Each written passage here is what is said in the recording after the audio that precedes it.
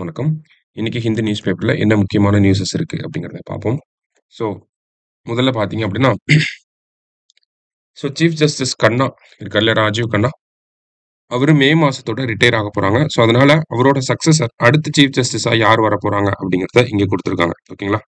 So B.R..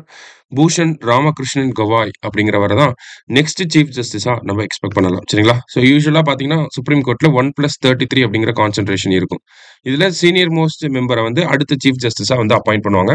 So அந்த வகையில chief justice கண்ணா யார பரிந்துரை செஞ்சிருக்காரு அப்படின்னு பார்த்தீங்கன்னா, பூஷன் ராமகிருஷ்ணன் கவாய் அப்படிங்கிறவர நெக்ஸ்ட் சீஃப் ஜஸ்டிஸா இருக்கிறதுக்கு ஒரு ரெக்கமெண்டேஷன வந்து குடுத்திருக்காங்க. சரியா?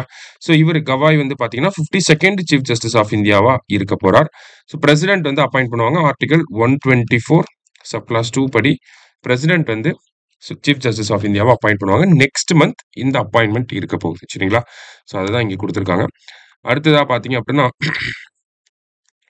நமக்கு பிப்ரவரி மாசம் நம்ம முதலமைச்சர் ஒரு அறிவிப்பு வெளியிட்டிருந்தார். என்ன அறிவிப்பு அப்படின்னு பார்த்தீங்கன்னா, மாற்றுத்திறனாளிகளுக்கு உள்ளாட்சி அமைப்புகள்ல நியமன பதவிகள்ல பிரதிநிதித்துவம் அளிக்கப்படும் அப்படிங்கிறத சொல்லியிருந்தாங்க. அதாவது டிஃபரண்ட்லி ஏபிள்டு பீப்புள்ஸ லோக்கல் பாடிஸ்ல நாமினேட் பண்ண போறோம் அப்படிங்கிறத சொல்லியிருந்தாங்க.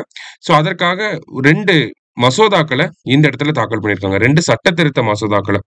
ஸோ இன்கேஸ் நம்ப மாற்றுத்திறனாளிகள வந்து உள்ளாட்சி அமைப்புகள்ல நியமன பதவிகள்ல அப்பாயிண்ட் பண்ணணும் அப்படின்னா, அதற்கு 2 சட்டங்கள திருத்த வேண்டியிருக்கு. என்னென்ன சட்டங்கள் அப்படின்னு பார்த்தீங்கன்னா, Tamil Nadu urban local bodies act, Tamil Nadu நகர்ப்புற உள்ளாட்சி அமைப்புகள் சட்டம் 1998. அடுத்தது தமிழ்நாடு பஞ்சாயத்து சட்டம், தமிழ்நாடு பஞ்சாயத்து ஆக்ட் 1994. இந்த 2 சட்டங்களை திருத்துறதன் மூலியமா நம்ம மாற்றுத்திறனாளிகள உள்ளாட்சி அமைப்புகள்ல நியமனம் செய்ய முடியும். இதுவரைக்கும் பார்த்தீங்கன்னா, மாற்றுத்திறனாளிகள்ல சாரி உள்ளாட்சி அமைப்புகள்ல எவ்வளவு மாற்றுத்திறனாளிகள் இருக்காங்க அப்படின்னா 35 பேர் வந்து இருக்காங்க. இந்த சட்ட திருத்தம் அமலுக்கு வந்துருச்சு அப்படின்னா, நமக்கு கிட்டத்தட்ட அர்பன் லோக்கல் பாடிஸ்ல 650 பேர நியமனம் செய்ய முடியும். வில்லேஜ் பஞ்சாயத்துல 12,913 பேர நியமனம் செய்ய முடியும். பஞ்சாயத்து யூனியன்ல 388 பேரு, டிஸ்ட்ரிக்ட் பஞ்சாயத்துல ஒரு 37 பேர் அப்படின்னு சொல்லி அவங்களோட பிரதிநிதித்துவத்தையும் அதிகப்படுத்த முடியும். சரிங்களா? ஸோ இந்த ஒரு காரணத்துக்காக தான் தமிழக அரசாங்கம் இந்த ஒரு மசோதாவ கொண்டு வந்திருக்காங்க. அடுத்ததா பார்த்தீங்க அப்படின்னா, நமக்கு இந்த எடிட்டோரியல் பேஜ்ல டீலிமிட்டேஷன் அப்படிங்கிற பிரச்சனைக்கு ஒரு சொல்யூஷனை குடுத்திருக்காங்க. டீலிமிட்டேஷன் நமக்கு தெரியும். ஓகேங்களா? பாப்புலேஷனுக்கு ஏத்த மாதிரி தொகுதிகள வந்து மறுசீரமைப்பு பண்றது தான் டீலிமிட்டேஷன் அப்படின்னு சொல்றாங்க. அந்த டீலிமிட்டேஷன்ங்கிற வார்த்தைக்கே என்ன அர்த்தம்னா, process of fixing the number of seat and boundaries. ஓகேங்களா? Process of fixing the number of seat and boundaries. Okay, எவ்வளவு சீட் இருக்கணும், அதோட எல்லைகள் எவ்வளவு இருக்கணும் அப்படிங்கிறது தான் இந்த டீலிமிட்டேஷன் அப்படிங்கிற ஒரு விஷயமே. இப்ப சமீபத்துல நிறைய பிரச்சனை போயிட்டு இருந்துச்சு. 2000 இப்போ லேட்டஸ்ட் பாப்புலேஷனை வச்சு டீலிமிட்டேஷன் பண்ணக்கூடாது. 1971 பாப்புலேஷனை பேஸ் பண்ணி தான் டீலிமிட்டேஷன் பண்ணணும். இன்கேஸ் பிரசன்ட் பாப்புலேஷன் வைஸ் நம்ம பண்ணோம் அப்படின்னா, மத்திய அளவுல மத்திய மாநிலங்களாக இருக்கக்கூடிய உத்தரப்பிரதேஷ், பீகார், மகாராஷ்டிரா, ராஜஸ்தான் இவங்களுக்கெல்லாம் வந்து அதிக நம்பர் ஆஃப் சீட் போகும். சதர்ன் ஸ்டேட்ஸ்க்கு பார்த்தீங்கன்னா, ரொம்ப கம்மியான சீட்டு தான் இன்கிரீஸ் ஆகும் அப்படிங்கிற ஒரு பிரச்சனை போயிட்டு இருந்துச்சு. அதுக்கு இந்த இடத்துல ஒரு சொல்யூஷனை குடுத்திருக்காங்க. என்ன சொல்யூஷன் குடுத்திருக்காங்க அப்படின்னா, பாப்புலேஷனை பேஸ் பண்ணி நம்ம சீட்ட பிரிச்சாதான் இந்த ஒரு பிரச்சனை வரும். வடக்குல அதிகமாவும், தெற்குல கம்மியாவும் இருக்கும் அப்படிங்கிற பிரச்சனை.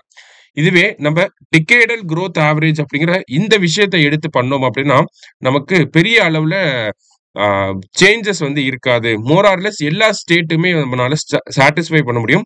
இந்த பாப்புலேஷன் எடுத்து பண்றப்ப நிறைய டிஸ்கிரிமினேஷன் அப்படிங்கறத நம்ம பார்க்க முடியும். நார்த்ல அதிகமான சீட்டு, சவுத்ல கம்மியான சீட் அப்படிங்கிறது. ஆனா டிகேடல் குரோத் ஆவரேஜ் எடுத்து பண்றப்ப நமக்கு எல்லா ஸ்டேட்டுக்குமே ஈக்குவல் ரெப்ரசன்டேஷனை வந்து கொடுக்க முடியும் அப்படிங்கிற ஒரு சொல்யூஷனை இங்க கொடுத்திருக்காங்க. அப்ப 1971 இருந்து 2021 வரைக்கும் நம்ம 5 வருஷம், இந்த 5 பத்தாண்டுகளோட டிகேடல் குரோத் ஆவரேஜ் எவ்வளவு அப்படின்னா 20.91%.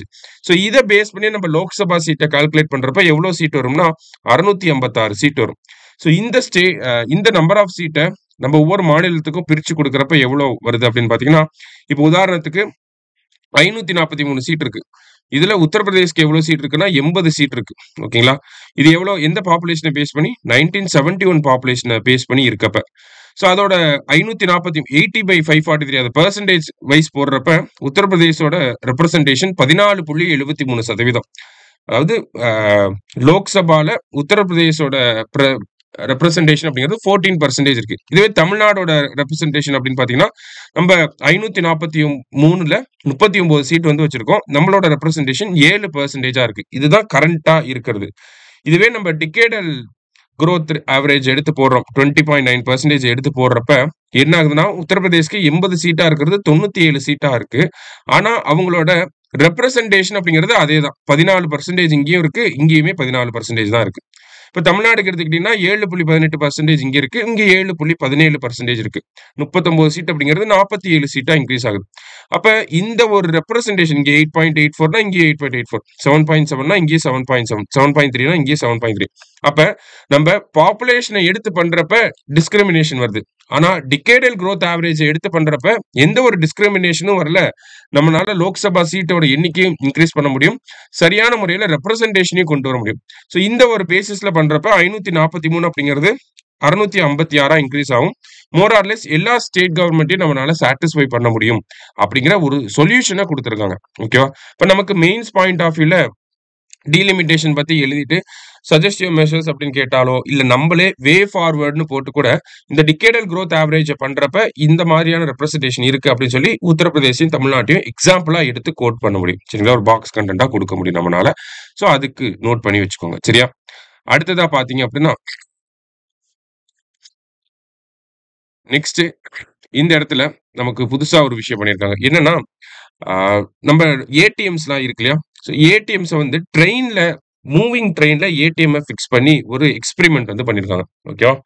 ஸோ மும்பைல சென்ட்ரல் ரயில்வே டிவிஷன் இருக்காங்க இல்லையா? சென்ட்ரல் ரயில்வேஸ் இவங்க தான் வந்து இந்த ஒரு எக்ஸ்பெரிமெண்ட்டை வந்து பண்ணியிருக்காங்க. ஸோ பஞ்சவாடி அப்படிங்கிற எக்ஸ்பிரஸ் இருக்கு மும்பை ரீஜன்ல. சரிங்களா? ஸோ இந்த பஞ்சவாடி எக்ஸ்பிரஸ்ல தான் இந்த ஏடிஎம் மிஷினை வந்து வச்சிருக்காங்க. சரியா? ஏடிஎம் மிஷின் பாக்குறப்ப என்ன பேங்கோட ஏடிஎம் மிஷின்னா பேங்க் ஆஃப் மகாராஷ்டிராவோட ஏடிஎம் மிஷினை வந்து செட்டப் பண்ணியிருக்காங்க. ஸோ இதன் மூலியமா வந்து நம்ம ட்ரெயின்ல மூவ் ஆகுறப்பயே நமக்கு திடீர்னு காசு தேவைப்பட்டுச்சுன்னா நம்ம ஏடிஎம்ல இருந்து எடுத்துக்க முடியும். சரிங்களா? ஸோ இன்கேஸ் இந்த ஒரு விஷயம் சக்சஸ்ஃபுல்லா இருக்கு, மக்கள் மத்தியிலும் நல்ல வரவேற்பு இருக்கு அப்படிங்கிற பட்சத்துல இந்தியா ஃபுல்லா இந்த ஒரு விஷயத்தை எக்ஸ்பேண்ட் பண்றதுக்கும் வாய்ப்புகள் இருக்கு அப்படிங்கறத ரயில்வேஸ்ல இருந்து சொல்லியிருக்காங்க. சரியா? சோ இன்றைய செய்தித்தாள்ல இருந்த முக்கிய செய்திகளை பார்த்திருக்கோம். நன்றி. சுரேஷ் IAS அகாடமி வெற்றியின் முகவரி.